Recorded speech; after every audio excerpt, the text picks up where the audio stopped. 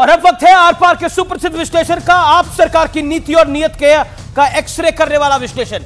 शराब नीति को सबसे पारदर्शी बताया, मंत्री जेल में, ईडी की जांच जारी है। मोहल्ला क्लिनिक को वर्ल्ड क्लास बताया, यहां पर कुछ मिनटों में कई सौ मरीज देखने की बात है, आधे मिनट में एक मरीज देखने की बात कही गई है। सीबीआई जांच का आदेश दिया गया है। शिक्षा मॉडल को दुनिया भर का सर्वश्रेष्ठ मॉडल बताया। सुप्रीम कोर्ट ने पूछा कि विज्ञापन के लिए आपके पास पैसे हैं तो रैपिड रेल के लिए क्यों नहीं है। विज्ञापन में दिल्ली सरकार को सर्वश्रेष्ठ बताया। डीटीसी की कायाकल्प का दावा किया। 100 बसों की खरीद में घोटाले का आरोप। सीबीआई जांच का 1000 बसों की खरीदी में घोटाले का आरोप और सीबीआई जांच का जिम्मा दिया गया है। इसके अलावा आम आदमी जैसा जीवन है, सीएम हाउस पर बेशुमार पैसे खर्च करने का आरोप लगा है। यानी कहा गया है कि बड़े बड़े पर्दे लगे हैं, बहुत पैसा खर्च हुआ है, यह आरोप लगा है। और अब बड़ा सवाल यह है, क्या दिल्ली सरकार की कथनी और करनी में एक बड़ा अंतर है?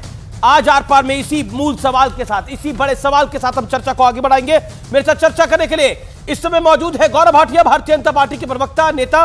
मेरे साथ इस चर्चा में जुड़ रहे हैं तहसीन पूनावाला, राजनीतिक विश्लेषक हैं, उनका अभिनंदन है। तनुज खत्री है जेएमएम से।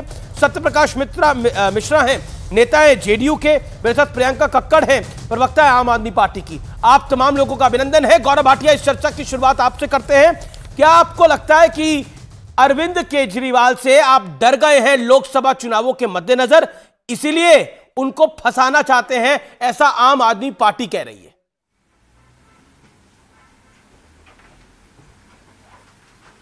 अमीर जी, मुझे तो ये लग रहा है कि कट्टर बेईमान, पापी आपके कन्वीनर, भ्रष्टाचारी अरविंद केजरीवाल ईडी और सीबीआई जो ईमानदार है उससे डरे हुए हैं।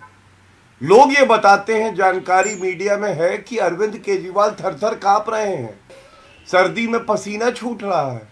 कह रहे हैं मुझे मनीष के पास नहीं जाना है, मुझे संजय सिंह के साथ नहीं रहना है, मुझे नहीं जाना विजय नायर के पास। और ऐसा क्यों है मैं आपको बताता हूं। आपका कार्यक्रम लोकप्रिय है, मैं चाहता हूं जनता सुने तथ्यों को और विधिक रूप से भी सही जानकारी पाए। पहली बात, आप मुझे ये बताइए, वो कहते हैं कि ये समन जो आए हैं ये गैर कानूनी है, कहते हैं कि नहीं अमीर जी? अरविंद केजरीवाल जी कहते हैं गैर कानूनी। हाँ, उन्होंने कई सारे सवाल खड़े करे। मैं बता देता हूं, एक सेकंड मुझे दीजिए। आपने बोला वो कहते हैं गैर कानूनी है। अरविंद केजरीवाल ने क्या क्या कहा आपको मैं बता देता हूं। उन्होंने कहा कि नोटिस गैर कानूनी है, सही समन्स मिले तो मैं सहयोग करूंगा, सही समन्स मिले तो मैं सहयोग करूंगा, ये अरविंद जी का बयान है। हाँ, धन्यवाद। तो पहला जो आपने बात उठाया बिंदु, उस पर चर्चा हो। अगर कोई समन आता है, आप कानून से ऊपर तो है नहीं। कट्टर बेईमान अरविंद केजरीवाल जैसे और नागरिक को आएगा वैसे ही आपको आएगा। अगर आपको लगता है गैर कानूनी, तो गैर कानूनी तय कौन करेगा? न्यायालय करेगा। ना अमित देवगन करेगा, ना अरविंद केजरीवाल और ना गौरव भाटिया करेगा।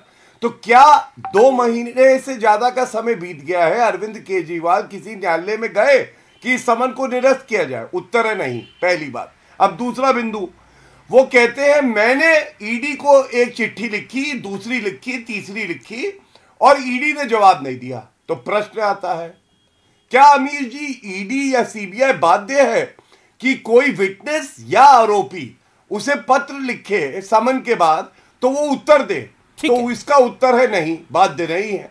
तो भाई इसलिए चिट्ठी नहीं लिखी, आपको क्यों जवाब देंगे? अरे इस वक्त तो आप कटघरे में खड़े हैं, हर कोई जानता है, बच्चा जानता है, शराब घोटाले के किंगपिन आप है। और दूध का दूध और शराब की शराब हो जाने दो। दूध का दूध और शराब की शराब, ठीक है। अब आप ही तो कहते हैं। जी अब जवाब ले लेते हैं। एक बात पूरी कर, प्रियंका कक्कड़ है, एक करके प्रियंका कक्कड़, दूध का दूध और शराब की शराब हो जाएगा, ये तो बीजेपी ने कहा, लेकिन नोटिस गैर कानूनी है, सही समन्स मिले तो मैं जवाब दूंगा। मतलब ये आम आदमी पार्टी तो नहीं तय करेगी कि नोटिस गैर कानूनी है, कोर्ट तय करना चाहिए।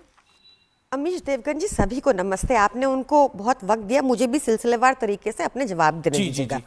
देखिए, गौरव घटिया दल बदल कर जिस दल में आज आए हैं भाजपा में, उसकी नींव ही एक ऐसे व्यक्ति ने रखी जो देश के रक्षा घोटाले में देश के रक्षा घोटाले में करप्शन करते हुए पकड़ा गया। शांत कराइए इनको, शांत कराइए, शांत कराइए, शांत कराइए। और ये हमारा नाम बिगाड़े पापी है, पापी ये वो चलेगा, वो आपको नहीं सुनता।